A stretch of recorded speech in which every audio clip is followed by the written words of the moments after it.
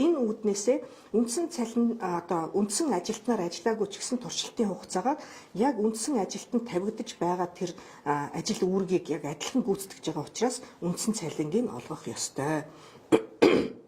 Жинхэнэ одоо жинхлэх гэдэг юм хөдөлмөрийн гэрээгээ байгуулах хэсэг нь одоо тусдаа асуудал учраас туршилтын хугацаанд ч гэсэн үндсэн цалингаар одоо ажиллах ёстой гэдэг ийм одоо өөрчлөлтийг хийсэн. Тэгэхээр одоо залуучууд ч гэсэн мэдхгүйгээсээ болоод хаа нэгтээ одоо ажилд орох хэрэг үндсэн цалингийн одоо тэдэн хувиар гэдэг ч юм уу те бага цалин аваад авах үе хөдөлмөрийн тухай хуулиар бол яг адилхан яг үндсэн цалингаа бол авах ёстой гэсэн.